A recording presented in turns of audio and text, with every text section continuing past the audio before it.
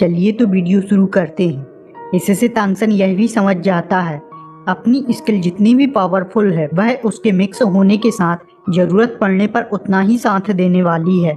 इसके साथ साथ एक एक करके स्किल्स को चेक करने लगता है, जिससे इसी दौरान तांसन को समझ आ जाता है दो ब्लड लाइन के फ्यूज होने से काफी ज्यादा पावर बढ़ जाती है। क्योंकि तांसन ने जैसे ही राइनो डियर, वही जिससे तांसन ने लास्ट में हार मान ली होती है, वह ब्लड लाइन और ईगल आई ब्लड लाइन को मिक्स किया होता है, तो शुरू में तांसन को गलत लग रहा होता है। जब वह फ्यूज होता है तो उससे पहले उसने एक बार रिजेक्ट कर दिया होता है, लेकिन फिर कुछ ही समय में एक दूसरे में फ्यूज होते हुए तांसन में फ्यूज होने लगता है। यह कुछ नया ही बना होता है। इसे Hawkeye skill of the blood Falcon कहा जाता है। तांसन इसे एब्जॉर्ब कर लेता है। धीरे धीरे करते हुए सुबह हो जाती है। यह समय तांसन की पर्पल आई की कल्टीवेशन करने के लिए सबसे अच्छा होता है। इसी के साथ पर्पल आई को एक्टिव करता है, जिसमें काफी ज्यादा चेंजेस हो गए होते हैं। हालांकि Hawkeye skill of the blood Falcon और पर्पल आई दोनों ही अलग स्किल हैं, लेकिन उन्होंने पर्पल आई को एक प्रकार से अपग्रेड कर दिया है। लेकिन फिर भी तांसन इसका यूज पर्पल आई की कल्टीवेशन में नहीं कर सकता है, जिससे तांसन ने आंखें बंद कर ली हो। लेकिन तांसन जब आंखें दोबारा उस स्किल के साथ खोलता है तो तांसन को दुनिया एक अलग तरह से दिखने लगती है। तांसन छोटे से छोटे कीड़े मकोड़ों की भी आवाज सुन पा रहा होता है, यहाँ तक कि आसमान में फैले हुए सभी अलग अलग कलर मतलब एलिमेंट की स्पिरिचुअल एनर्जी को भी देख पा रहा होता है। तांसन सब कुछ 3D में देख सकता है। तांसन के लिए यह सबसे पावरफुल स्किल में से एक होता है। तभी पीछे से यानफेंग आवाज देता है। वह तांसन को देखकर हैरान था, क्योंकि तांसन की आंखों से आंसू निकल रहे होते हैं, जो लगातार सूरज को देखने के कारण हुआ होता है। और इस पर यानफेंग सोचता है तांसन रो रहा होता है। यानफेंग तांसन को बताता है कल के किए हुए कांड के कारण गुई ने पता किया है यहाँ पर विंड वुल्फ और फ्लैश लेपर्ड आपस में फाइट कर रहे हैं। हमें जितनी जल्दी हो सके यह सिटी छोड़ देनी चाहिए। इसके बाद यह अपने आसपास देखते हुए जाने लगते हैं। जगह मेंगजी मिल्क टी शॉप, जहाँ पर साउमेई ने कई सारे कप को एक साथ डाल दिए होते हैं, जिसे देखकर उसकी माँ एकदम से पूछने लगती है शाओमेई क्या हुआ है। इस पर शाओमेई कुछ नहीं बोलती है। यहाँ पर सिटी को छोड़ने से पहले गुई भी तांसन को समझाती है अब कैरी सिटी तुम बड़े होने के बाद ही आना, नहीं तो यह खतरनाक हो सकता है। इसके बाद यह दोनों ही चले जाते हैं। यह रास्ते में होते हैं तब तांसन यानफेंग से और जल्दी सिखाने के लिए और खुद को पावरफुल बनाने के लिए कहता है। इस पर यानफेंग कहता है तुम समझ नहीं रहे हो डीमोन कितने अधिक पावरफुल हैं। इस पर तांसन कहता है मैं समझ सकता हूँ यह कितने पावरफुल हैं।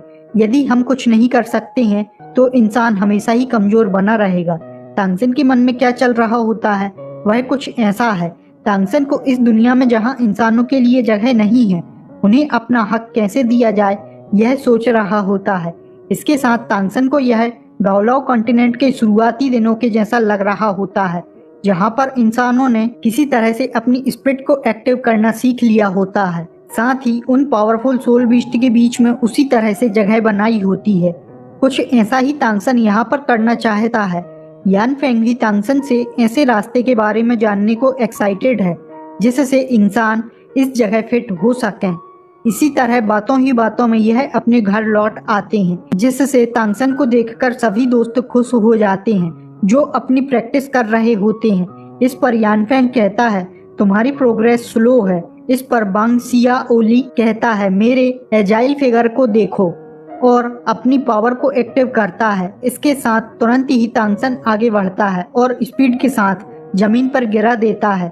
सियाओली जहां तांसन पर अपना थोड़ा सा रौब झाड़ना चाह रहा होता है, तांसन उससे कहता है यदि यह असली फाइट होती तो तुम मारे जाते, क्योंकि तांसन का हाथ सियाओली की गर्दन पर होता है।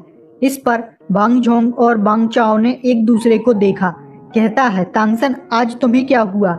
इस पर तांसन कहता है कुछ भी नहीं, मुझे लगता है तुम्हें स्पीड से प्रोग्रेस करनी चाहिए। बांग चाओ हैरानी से तांसन से कहता है क्या तुम पागल हो। उसकी बात पूरे होने के साथ तांसन के हाथों से दो विंड ब्लेड हवा में दिखाई देते हैं और इस तरह से एक के बाद एक तीनों को तांगसन पीट देता है।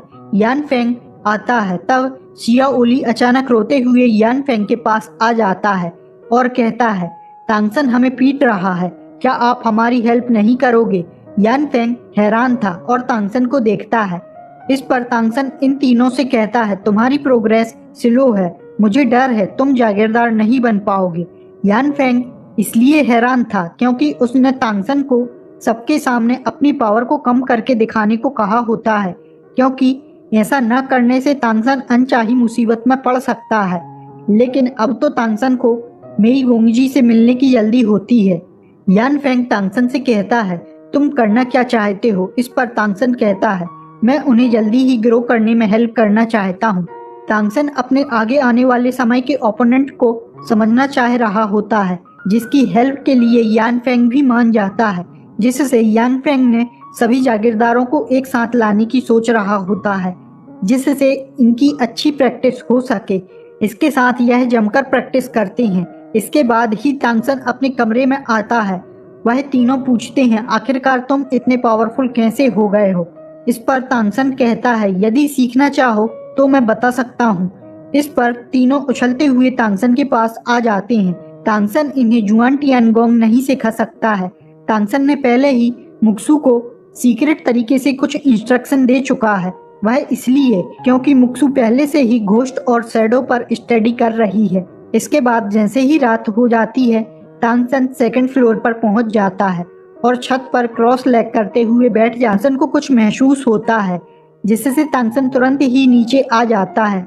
इसके बाद तांगसन विंड वुल्फ टाउन से बाहर आते हुए जंगल में चला जाता है। रुकने से पहले तांगसन पूरे 30 मिनट तक दौड़ा होता है।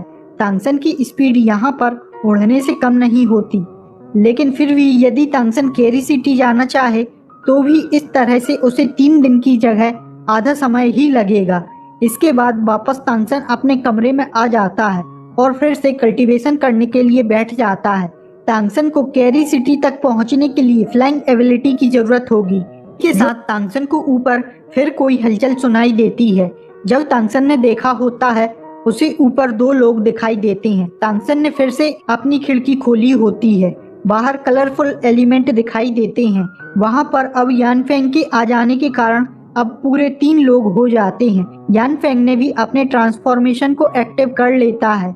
यान फेंग के साथ उसकी वाइफ भी होती है और उसके सामने एक टाइगर फेस्ड मैन होता है। यह मुखौटा होता है। वह टाइगर फेस्ड मैन काफी आसानी से कहता है, ब्रदर फेंग घबराओ मत। तांगसन उससे निकलने वाले ऑरा को फील कर सकता है। वह कम से कम टियर 5 का होगा। तांगसन अपनी स्पिरिट आई की हेल्प से अपने ऑरा और खुद को कुछ समय के लिए छिपा सकता है। यान फेंग उस व्यक्ति से पूछता है, तुम कौन हो? जबकि तांगसन ने पहले से ही इसको प्रोडिक्ट कर लिया होता है, रिडेम्पशन ऑर्गेनाइजेशन का मेंबर होगा।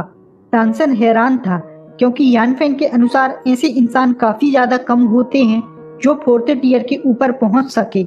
उस टाइगर फेस्ड मैन को यहाँ का पता गुई गुई ने दिया होता है। वही भी रिडेम्पशन ऑर्गेनाइजेशन का हिस्सा है। यहाँ पर यह यान फेंग को अपने साथ मिलाने के लिए आया हुआ है।